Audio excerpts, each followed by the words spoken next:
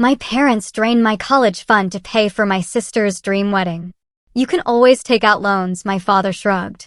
But when they tried to pull money from their retirement savings, they discovered Grandma's instructions were very specific. They thought they could steal my future, dismantle my dreams piece by piece, all to fund a lavish wedding. But what they didn't know, my grandmother, the fiercest woman I knew, had already laid a trap, and it was about to spring.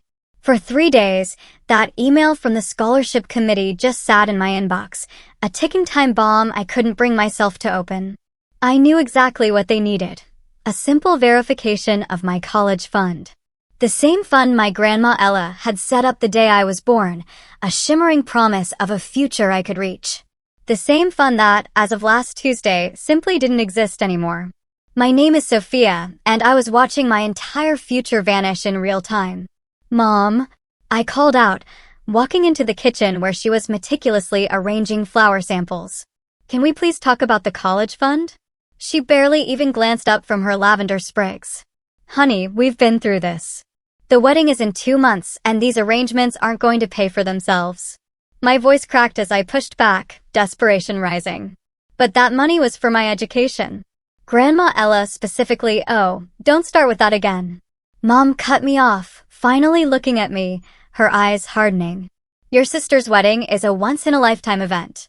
College will always be there. Take out loans like everyone else." Just then, the front door burst open. In breezed Harmony, my sister, shopping bags dangling from both arms like trophies.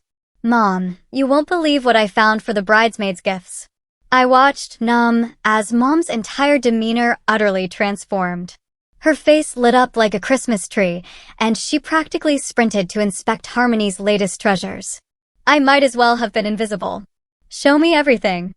Mom squealed, helping Harmony spread her purchases across the kitchen counter, right on top of my scholarship paperwork. "Hey, I was working on that." I protested weakly, my voice barely a whisper against their excitement. "Oh, sorry." Harmony chirped, not sorry at all. "But look at these personalized silk robes. Aren't they divine?" I snatched my papers, my heart sinking, and retreated to my room. But I couldn't escape hearing Mom gush, $300 each? That's a steal for this quality. $300 for silk robes. While my future dissolved. That night, I found Dad in his study, trying to hide behind his laptop. "Did you even think about asking me before emptying my college fund?" I demanded, my voice raw. He looked up, sighed heavily, as if I was the unreasonable one. "Sophia, you're smart. You'll get scholarships. Your sister needs this wedding to be perfect. You know how important the Youngs are." "The Youngs. Always the Youngs. And what about what I need?" I asked, fighting back hot tears. "What you need," he said, his voice firm, cold, "is to stop being selfish. This is about family." I laughed, a bitter, broken sound. "Family? Was it about family when Grandma Ella made you promise to protect that money for my education?" "Grandma Ella." His face flickered then, something unreadable crossing his features. "Your grandmother? She didn't understand the real world. Sometimes priorities change. My own parents were telling me my dreams weren't a priority." My heart ached. I retreated to my room, pulling out the last birthday card Grandma Ella had given me before she passed. Inside, in her elegant script, she'd written, "Remember my clever girl? I've made sure you're taken care of, just in case." Those last 3 words echoed in my head, a haunting refrain. Just in case. Just in case of what? What had she seen coming? My phone buzzed, another text from Harmony about dress fittings. I ignored it. Instead, I scrolled through my contacts until I found the number I needed. My hands shook as I pressed dial. Hope Ferguson's office, a crisp, professional voice answered. "Hi," I said, trying to keep my voice steady, trying not to sound like I was unraveling. "This is Sophia Bowen. My grandmother was Ella Ferguson." A pause. "Yes, of course. How can I help you?" "I think something's really wrong here," I blurted, the words tumbling out. "My parents just emptied my college fund, the one Grandma set up. They're using it for my sister's wedding. But I remember Grandma saying she'd protected it somehow. That she'd made sure." "Stop right there," Hope interrupted, her tone suddenly sharp, commanding. Don't say anything else over the phone. Can you come to my office tomorrow at 9 a.m.? Yes, I said immediately. Bring any documentation you have about the fund.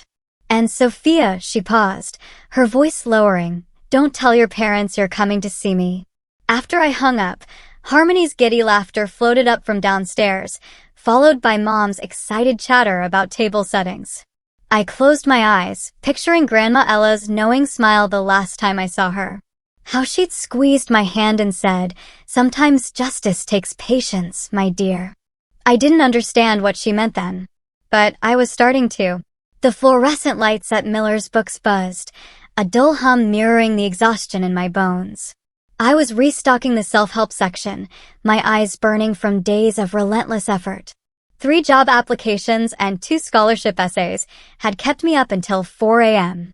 My hands, trembling slightly, fumbled with the book spines.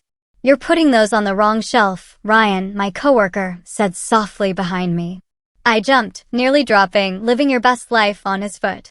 Sorry, I mumbled, blinking, realizing I'd been putting relationship advice books in the career section. When's the last time you ate something? He asked, leaning against the shelf, concern etched on his face. I showed Brian a frantic text from my mom, another family meeting for a wedding crisis. He whistled.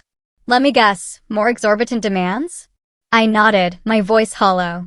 The florist wants extra for imported peonies. Apparently, local flowers aren't good enough for the Youngs. How much extra? Ryan asked. 5,000, I whispered, and then laughed, but it came out as a broken sob. That's a semester's worth of textbooks right there. Ryan gently touched my shoulder. Take your break. I'll cover. In the break room, I pulled out my laptop, opening yet another scholarship application. The words blurred together as I tried to explain why I deserved financial aid, why I was worth investing in, when my own family clearly didn't think so. My phone rang. Hope Ferguson's number flashed on the screen. I answered immediately. I've reviewed everything, she said, without preamble. Can you come in tomorrow morning? I work until. This is important, Sophia. Your grandmother made sure you weren't forgotten. Something in her tone, in that single word, sure, made my heart leap, a fragile spark of hope. What do you mean? Not over the phone. Tomorrow, 9 a.m. sharp. She paused. And bring a notebook. I made it home by 6:05, but the family meeting was already in full, dramatic swing. It's not just the peonies, Harmony was wailing, waving her hands like a distressed monarch. Dante's mother says the table settings look cheap. We need to upgrade everything. Dad rubbed his temples, looking utterly defeated. How much? Only 12,000 more. Harmony's voice went sweet, cloying, the way it always did when she wanted something. Daddy, please. The Youngs are expecting the Youngs this, the Youngs that. I snapped, surprising everyone, including myself.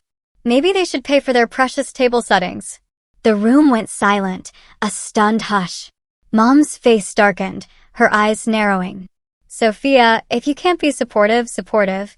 I stood up, my chair scraping harshly across the floor. You took my entire future and turned it into centerpieces, and I'm supposed to be supportive? Don't be dramatic, Harmony rolled her eyes, dismissive. It's just college. You can still go to community college or something. I stared at her, at this person who was supposed to be my sister, and felt something inside me break, irrevocably. I got into Princeton. The words were out before I could stop them. Mom's head snapped up. What? Full academic acceptance, I repeated, pulling the crumpled letter from my bag. But I can't go. Because I can't afford it. Because my college fund is paying for your imported flowers and crystal glasses. Harmony, for once, had the decency to look uncomfortable, a rare flicker of shame. Dad cleared his throat. We'll figure something out. Maybe we can access some of your grandmother's retirement accounts. Figure something out? I laughed, a sharp, humorless sound. Like you figured out how to empty an account that wasn't yours to take. That's enough. Mom slammed her hand on the table, making us all jump. Go to your room if you're going to be difficult. I turned to leave, then stopped. You know what Grandma Ella told me once? I said, my voice steady, eyes fixed on my mother. She said, sometimes the people who hurt you most are the ones who can't see past their own reflection. As I walked upstairs, Hope's voice echoed in my head, a whisper of promise. Your grandmother made sure you weren't forgotten. The next morning, I sat in Hope Ferguson's office, clutching my notebook like a lifeline. Hope read from a legal document, her voice clear and precise. A clause is very clear, she said, looking up at me, her gaze piercing. Your parents' access to Ella's accounts is contingent on the intact preservation of Sophia's trust. My heart stopped. What does that mean? I whispered, barely daring to breathe. Hope smiled then, and for a fleeting moment, she looked just like Grandma Ella. It means, my dear, that your grandmother saw this coming. And she made sure there would be consequences. Later, from my bedroom window, I watched Dad pacing the driveway, his phone pressed to his ear. His face grew redder with each passing minute. What do you mean, denied? He bellowed into the phone. I'm her son-in-law. Those accounts have my name on them. Inside, Mom was having her own meltdown in the kitchen. But the honeymoon deposit is due tomorrow, she wailed to someone. The Maldives package isn't refundable. I should have felt guilty. Instead, an odd, almost serene calm settled over me. I typed out an email to Hope. They're trying to access the accounts now. What happens next? Her response was immediate, chillingly concise. Exactly what your grandmother planned. Would you like to see the paperwork? An hour later, I was back in Hope's office. She laid out documents across her desk, meticulously highlighted. Your grandmother was incredibly thorough, she explained, tracing a finger along the text. The moment they touched your college fund, they triggered the clause. They can't access a penny of the retirement accounts until they restore your education trust. But they've already spent it, I said, the gravity of it sinking in. Hope's smile was sharp, almost triumphant. Exactly. Just last week, when I'd questioned the honeymoon costs, Mom had casually said, Dante's family is expecting a certain standard. We can always recover the money from your grandmother's accounts. Except they couldn't. My phone buzzed. A text from Ryan. You okay? You seemed off at work yesterday. Before I could reply, Hope slid another document across the desk. Your grandmother left this for you. A letter to be opened when the clause was triggered. The envelope was heavy, cream-colored, with Grandma Ella's familiar handwriting flowing across the front. My dear Sophia, it began. If you're reading this, they've done exactly what I feared they would. Your sister's shadow has always been long, but I've made sure it won't eclipse your future entirely. Sometimes the kindest thing we can do is let people face the consequences of their actions. Don't let them guilt you into fixing this. You're not responsible for their choices. All my love, Grandma Ella. I folded the letter carefully, my chest tight with a mix of sorrow and immense gratitude. They'll try to pressure you into signing a waiver, Hope continued. Don't. Everything is legally binding. How much is in the retirement accounts? I asked, my voice barely audible. Hope's eyes met mine, unwavering. $400,000. Plus accumulated interest. When I got home, the front door was wide open, voices spilling out onto the porch. Harmony's fiancé, Dante, was there, gesturing wildly. My mother's already told everyone about the Maldives, he fumed. We can't just cancel. Do you know how embarrassing that would be? We'll figure it out, Mom promised, her voice tight with forced reassurance. There's just a small issue with accessing some funds. Small issue? Dad interrupted, his voice laced with venom. The bank won't even talk to us anymore. They keep referring us to that damn lawyer. I tried to slip past them, invisible as always, but Mom's head snapped toward me. Her makeup was smeared, eyes wild with panic. Tell me what you did, she whispered, her voice accusing. I didn't do anything, I said truthfully, my own voice surprisingly steady. Grandma Ella did. What's that supposed to mean? Dante demanded, his face a mask of confusion. But Mom's face had gone utterly pale. The clause, she breathed. The word a death knell. That's what Ella meant at Christmas, wasn't it? When she said she'd made arrangements. What clause?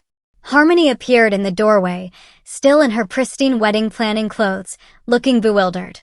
What's going on? Your sister, Mom's voice was shaking, trembling with outrage. Somehow got her grandmother to lock us out of our retirement savings. I didn't get her to do anything, I corrected, the words ringing with certainty. You did that yourselves. When you stole my college fund. Borrowed. Dad shouted, practically lunging forward. We borrowed it. Without asking. Without permission. For a wedding that costs more than 4 years of tuition, I retorted, my voice unwavering. Actions have consequences. Fix this. Harmony stepped toward me, her perfect features twisted into an ugly snarl. Fix it right now. I can't, I said. And then, a powerful wave of defiance washed over me. And I wouldn't if I could. You selfish little, Mom started forward, but Dad caught her arm. We'll talk to Hope again, he muttered, desperation in his eyes. There has to be a way around this. I walked past them, up the stairs, their frantic voices following me. The Youngs will never understand. We can't cancel the honeymoon. How could she do this to us?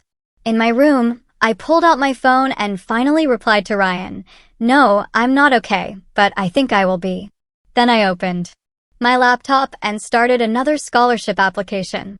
Below me, I could hear Mom crying, Dad arguing, Harmony demanding.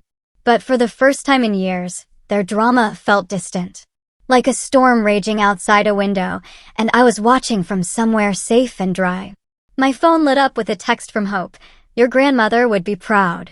I thought about Grandma Ella's letter, about consequences and choices, about the shadows that had grown too long. And for the first time in a long time, I truly smiled. The church bells chimed, a joyful sound that felt utterly hollow as guests filed in, all designer dresses and air kisses. I sat in the very back row, smoothing my simple blue dress, the only one I own that was appropriate by Mom's new, desperate standards. The Youngs are here, someone whispered excitedly, and heads turned as Dante's family made their grand entrance, dripping in jewelry and an air of unmistakable superiority. A hand touched my shoulder. Ryan slid into the seat beside me, looking uncomfortable in his borrowed suit. You didn't have to come alone, he said quietly. I didn't want to explain why I'm sitting in the back of my own sister's wedding, I replied, a bitter taste in my mouth. The music swelled, and Harmony appeared in the doorway. She was radiant, a vision in her custom gown, floating down the aisle as if she'd been born for this exact moment. Mom was crying in the front row, Dad beaming proudly beside her. And now, the minister announced, we'll hear a few words from the family. I watched as various relatives stood, offering their heartfelt speeches.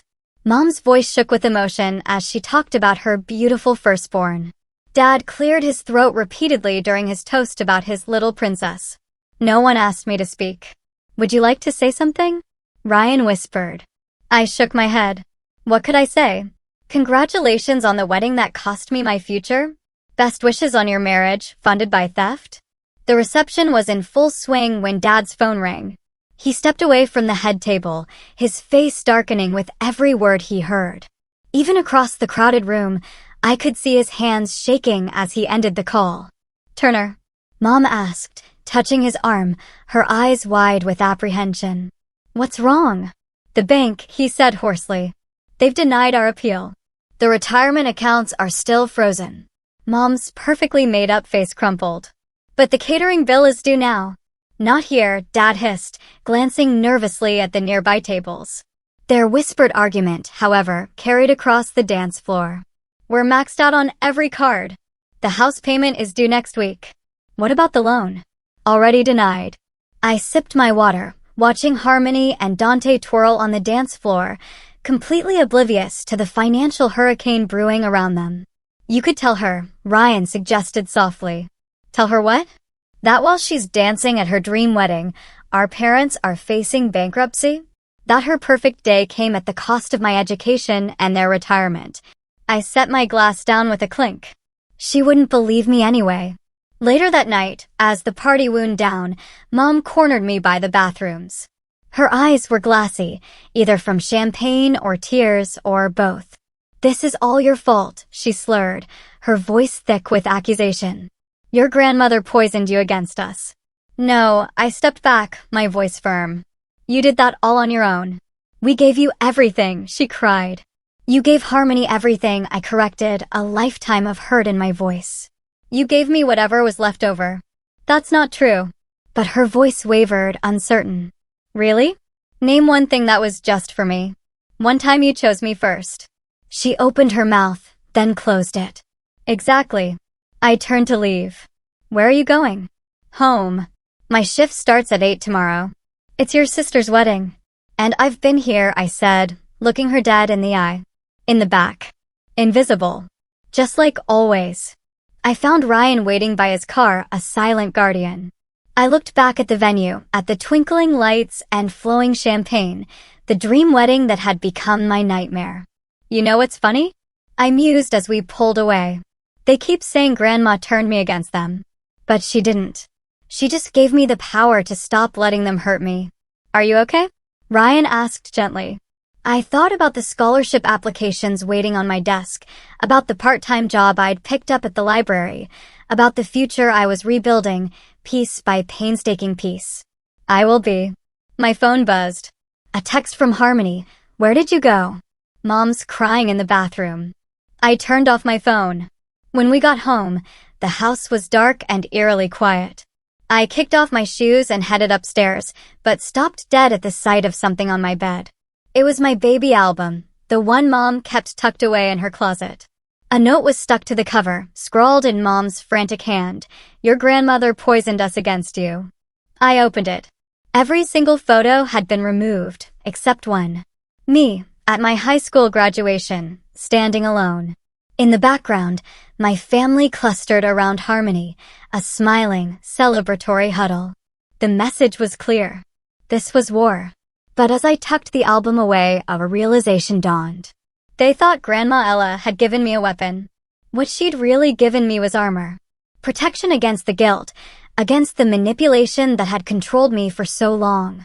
And I was finally ready to use it. 3 weeks after the wedding, things were unraveling fast. The sounds of another argument echoed through the house as I tried to focus on my laptop screen. What do you mean you can't pay the credit card? Mom's voice, shrill with panic, carried up the stairs. With what money, Rachel? Dad shouted back, his voice raw. The accounts are frozen, the cards are maxed, and your daughter and her husband are living in our guest room, eating us out of house and home. I clicked submit on my application for the library leadership grant Ryan had told me about. The position came with tuition assistance and flexible hours, exactly what I needed. My door suddenly burst open. Mom stood there, mascara streaked down her face, a portrait of desperation. You have to help us, she pleaded. No. We're your parents. Parents don't steal from their children, I said, closing my laptop with a definitive click. We didn't steal, she started, but was cut off by Harmony's voice floating up from downstairs. Mom, Dante's parents are coming for dinner tomorrow. We need to get groceries. Mom's face crumpled. We can't afford, but they're expecting us to host. Harmony appeared behind Mom, still in her silk pajamas at 2 p.m., looking indignant. Daddy, can't you just call Hope again? I tried. Dad emerged from his study, looking older, more broken than I'd ever seen him. She says the clause is ironclad. Unless we can restore Sophia's college fund, then make her sign something. Harmony pointed at me, her finger shaking. Make her fix this. I can't fix your problems, I said, standing up, meeting her gaze head-on. And I won't try. My phone buzzed. An email from the library. I opened it, my heart racing, a hopeful flutter. What's that? Mom asked, trying to peek at my screen. I got the grant, I said, my voice steady, filled with a quiet triumph. Full tuition coverage for my degree, plus a paid position at the university library. The silence that followed was deafening. Congratulations, Dad finally managed. But his tone was hollow, devoid of true joy. Harmony snorted. Great. While we're drowning in debt, you're getting free money. It's not free. I snapped, a flash of righteous anger. I worked for this. I earned it. While you were planning your perfect wedding, I was writing applications and working double shifts. Girls, Mom started, but was cut off by the doorbell. Dad went downstairs to answer it. A moment later, his voice carried up, Hope. What are you doing here? I hurried downstairs to find Hope standing in our foyer, elegant as always in her charcoal suit, a silent, powerful force. I came to deliver this in person, she said, holding out an envelope to Dad. The final ruling from the bank's legal department. Dad's hand shook as he read the letter. This is impossible. Hope's voice was steel. The terms are quite clear. The misuse of Sophia's educational trust has permanently restricted access to Ella's retirement accounts. There is no appeal process. But that's our money. Mom cried, her voice cracking. No, Hope corrected, her voice unyielding. It was Ella's money, left with specific conditions. Conditions you violated. We're her parents. Dad tried again, a desperate plea. We had the right. You had an obligation, Hope corrected, her gaze unwavering, to protect your daughter's future. You chose not to honor that obligation. These are the consequences. Harmony started crying, a raw, childish sound. But what about us? What about our bills? Hope's expression didn't change. I suggest you look into financial counseling. Good day. After she left, the house felt like a tomb. Dad disappeared into his study, the door thudding shut. Mom sat at the kitchen table, staring at nothing, defeated. Harmony retreated to the guest room, slamming the door, a final punctuation mark to their implosion. My phone buzzed again. A text from Ryan. Got the grant? Yes, I typed back, and something else too, freedom. That evening, as I was leaving for my shift at the bookstore, I overheard Dante on the phone in the garden. Mother, please. Yes, I know the wedding was expensive. No, we can't move in with you instead, because it would look bad. Inside, Mom was trying to calculate bills on the back of an envelope, her handwriting getting messier as the numbers grew. Sophia, she called out as I reached for the door, a desperate, thin plea. Please. We're still your family. I thought about the empty photo album, about years of being second best, about the casual cruelty of taking my future to fund Harmony's perfect day. No, I said quietly, turning to face her. You're just the people who raised me. Family would have protected me. As I walked to my car, I could see Dad through his study window, on the phone again, probably trying another bank. Harmony was on the front step, scrolling through her honeymoon photos, still living in her fragile bubble of privilege. My phone lit up with an email. Congratulations on your acceptance to the Advanced Library Sciences program. I started my car, leaving them all behind with their choices and their consequences. In my rearview mirror, the house looked smaller somehow, less intimidating. Just like their power over me. Just sign the papers, Sophia. Dad slid the document across the kitchen table, his voice a desperate plea. One signature, and this all goes away. I glanced at the waiver, but didn't touch it. No, be reasonable, he pleaded, his voice cracking. Your mother can barely sleep. The bank is threatening foreclosure. We could lose everything. Like I lost my college fund? I retorted, my voice sharp. He slammed his hand on the table. Enough. You're being childish. No, I said, standing up, meeting his angry gaze. I'm being consistent. You made your choice. Now you get to live with it.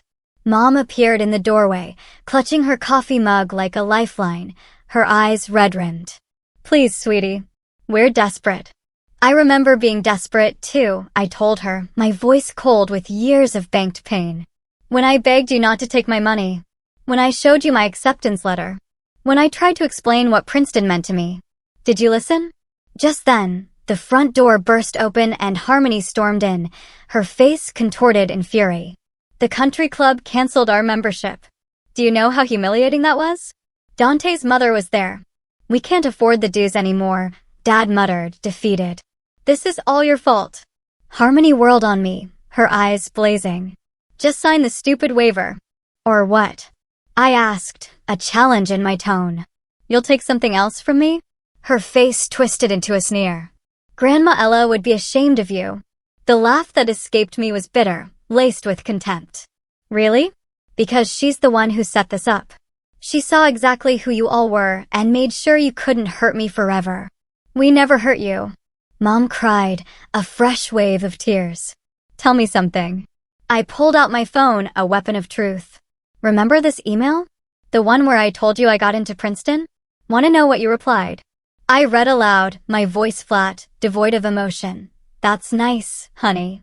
But we need you to help with Harmony's wedding favors this weekend. Mom paled. I was busy. You were always busy when it came to me. I turned to Harmony. And you, when I told you about Princeton, you said, and I quote, "Why would you want to go so far away? You're just trying to make everything about you again." I didn't mean yes, you did. I picked up the waiver, slowly, deliberately, and ripped it in half. The sound was deafening in the suddenly silent room. You all meant everything you did. Every time you chose her over me. Every time you dismissed my dreams. Every time you took what was mine and gave it to her. Grandma's money was meant for all of us. Dad protested, a last desperate gasp. Really? I challenged, my eyebrows raised. Let's call Hope then. Let's ask her exactly what Grandma meant. His silence was telling. Harmony stepped closer, her voice dropping to a dangerous whisper. What do you want? An apology? Fine, I'm sorry. Now fix this. An apology. I stared at her, incredulous. You think sorry makes up for 18 years of being treated like I didn't matter? For watching my future get spent on your designer wedding dress? You always make life harder for everyone, she hissed, her face contorting. And then, her hand shot out, slapping me across the face. The room froze. My cheek stung a sharp, shocking pain, but I didn't flinch. I just looked at her, truly seeing her for the first time. Thank you, I said quietly, the words almost a caress. For what? She spat, trembling. For proving Grandma right. I touched my stinging cheek. She told me once that people show you who they really are when they can't control you anymore. Mom started crying, a broken wail. Dad looked away, unable to meet my gaze. Harmony stood there, her hands still raised, as if shocked by her own violence. I'm leaving, I announced, my voice clear and firm. I have work. And then a meeting about my grant, the one none of you congratulated me for. Sophia, please. Mom reached for me, her voice pleading. We're still your parents. No, I said, stepping back, putting distance between us. You're just people who had kids and loved one more than the other. That's not parenting. That's favoritism. I grabbed my keys and bag. Behind me, I could hear Harmony starting to cry, Mom trying to comfort her. Of course, and Dad making another frustrated phone call. Grandma Ella's voice echoed in my memory. Don't let them rush you into playing small. My phone buzzed. A text from Ryan. Still on for coffee after your shift? Yes, I typed back. I need to tell you about what just happened. Everything okay? I touched my cheek again, feeling not pain, but clarity. Better than okay. I'm finally free. As I drove away, I could see them all in the window, Mom holding Harmony, Dad pacing, their perfect family picture, cracking under the brutal weight of consequences. They'd tried to make me feel guilty for letting them face the results of their choices. They'd tried to manipulate me into fixing their mistakes. They'd even tried violence. But Grandma Ella had given me more than just legal protection. She had given me the strength to stand firm, to let karma do its work, to watch them reap what they'd sown. And I wasn't going to waste that gift. Did you hear about Turner and Rachel? I overheard Aunt Linda whisper at the family reunion. They're selling the house, moving into a rental. And Harmony, Uncle Pete leaned in conspiratorially. Living with Dante's parents now. The marriage is already rocky. I kept arranging cookies on the buffet table, pretending not to hear.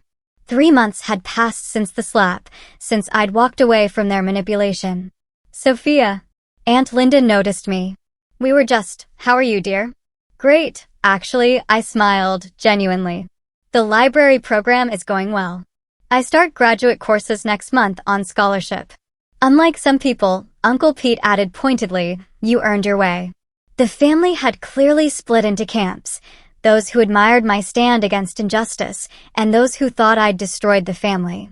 The divide grew even deeper when Dad's desperate lawsuit against Hope failed spectacularly. My phone buzzed. A text from Ryan. Court documents just got posted online. Want me to send them? No need, I replied. I'm done keeping score. Aunt Linda touched my arm, her eyes kind. Your grandmother would be so proud. She ruined us. Mom's voice, slurred and thick, cut through the chatter. She stood in the doorway, swaying slightly. The drinking had definitely started after they lost the house. My own mother chose her over all of us. Rachel, Uncle Pete warned, stepping forward. This isn't the time. When is the time? She stumbled forward, tears streaming down her face. My daughter won't even speak to me. My husband's depression is getting worse. Harmony's marriage is falling apart, and she pointed at me, a trembling finger of accusation. She just watches it all burn. You set the fire, I said quietly, my voice calm amidst the chaos. I just refused to put it out. The room went silent. I have something to say, I continued, setting down the cookie platter.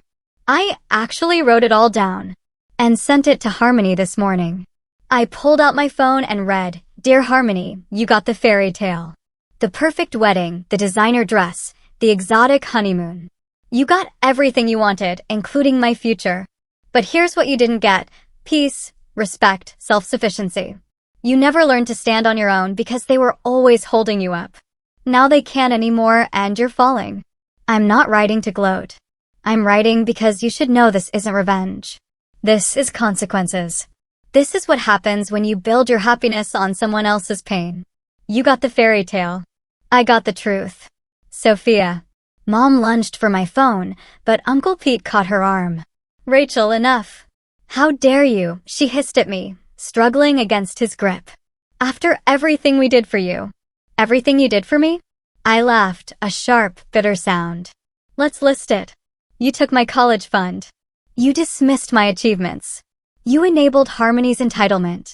You chose her happiness over my future, every single time. We loved you, she cried. No, I said, looking her in the eye. You loved having someone to sacrifice. My phone buzzed again, a voicemail notification from Harmony. I played it on speaker. Her voice was raw, choked with tears. Sophia, I didn't know how to love you back then. I don't think I knew how to love anyone but myself. I'm sorry. Not because I need something from you now, but because I finally understand what I took from you. What we all took from you. I ended the playback. Mom had crumpled into a chair, sobbing uncontrollably.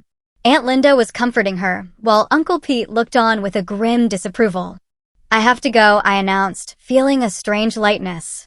I have a study group meeting. Sophia. Mom called out weakly, her voice barely a whisper. Please. I forgive you, I said, surprising everyone, including myself. Not because you deserve it, but because I don't want to carry this anger anymore. But forgiveness doesn't mean forgetting. It doesn't mean fixing your mistakes. It just means I'm free. Outside, Ryan was waiting in his car. How'd it go? Exactly as expected. I buckled my seatbelt. They're still waiting for me to cave, to fix everything. And will you? I thought about Harmony's voicemail, about Mom's tears, about Dad's depression, about the consequences finally catching up to them all. No, I said firmly. Some lessons have to be learned the hard way. As we drove away, I could see Mom watching from the window, still crying. My phone showed 3 missed calls from Harmony and a text from Dad. We should have protected you. I'm sorry. We failed. Too little, too late. But as we turned the corner, I felt lighter somehow. Their drama wasn't my responsibility anymore. Their problems weren't mine to solve. I had my own story to write now, and it didn't include being anyone's sacrifice. The last box of Grandma Ella's books sat on my new apartment floor, waiting to be unpacked. Each one held a memory, her reading to me, teaching me to think critically, showing me how to stand up for myself. My phone lit up with Mom's weekly text, thinking of you, hope you're well. Brief, careful, restrained, so different from her previous emotional manipulations. I left it unanswered, like all the others. Need help with that? Ryan asked, carrying in another box. Just this last one. I pulled out Grandma's favorite novel, a worn copy of Pride and Prejudice. A sealed envelope fell from between its pages. What's that? My hands trembled as I recognized Grandma Ella's handwriting. For Sophia, when it's over. Inside was a letter I'd never seen before. My dearest Sophia, it began. If you're reading this, you've finally broken free. I've watched them dim your light for years, always choosing Harmony's sparkle over your steady glow. It broke my heart, but I knew you needed to find your own strength. The clause wasn't just about money. It was about consequences, yes, but more importantly, it was about choice. Your choice to stop being their sacrifice. To start being your own hero. You were always my favorite chapter. Love, Grandma Ella. The doorbell rang. Through the peephole, I saw Harmony standing there, looking nothing like the princess bride of 6 months ago. Her designer clothes were gone, replaced by simple jeans and a sweater. Don't open it, Ryan warned. But I did. Hi, she said softly. Nice place. What do you want, Harmony? To talk. Really talk. She held up her hands. No manipulation. No asking for help. Just talk. I let her in. She looked around the modest apartment, at the boxes of books, at the life I was building without them. Dante left, she said suddenly, her voice flat. Turns out he only wanted the fantasy, the perfect wife with the perfect life and perfect family money. I'm sorry, I said, and I meant it. Don't be. I needed this. She picked up Grandma's letter, which I dropped on the coffee table. Can I? I nodded as she read. Tears filled her eyes. She was right about me, Harmony whispered. About all of us. She handed the letter back. We didn't just take your money, did we? We took your childhood. Your security. Your trust. Yes, I agreed. I filed for divorce yesterday, she continued. Got a job as a receptionist. Mom's furious, says it's beneath me. And what do you think? I asked. I think it's exactly what I deserve. She met my eyes. I'm not asking for forgiveness or money or anything, really. I needed you to know that you won. This wasn't about winning, I said, touching Grandma's letter. It was about surviving. About choosing myself for once. Well, you did both. She stood up. I should go. Mom doesn't know I'm here. She's not handling things well. I know. Dad emails me their therapy bills. He thinks that'll make me cave. But you won't, will you? No, she nodded. Good. Don't. She walked to the door, then turned back. You know what's funny? All those years they said you were the weak one, but you're the strongest person I know. After she left, Ryan helped me unpack the last box. Each book found its place on my new shelves, creating a wall of wisdom and memory. You okay? He asked, shelving the final volume. Not okay, I corrected, a profound sense of peace settling over me as I thought about Harmony's visit, about Mom's careful texts, about Dad's desperate emails. Better. Better. Ryan prompted. Just finally seen. My phone buzzed. A message from Hope. Your grandmother would be proud of how you've handled everything. Coffee next week? I smiled, remembering Grandma Ella's words. You were always my favorite chapter. Revenge didn't heal me, I said to Ryan, who was watching me carefully. But it did make sure they felt what I did.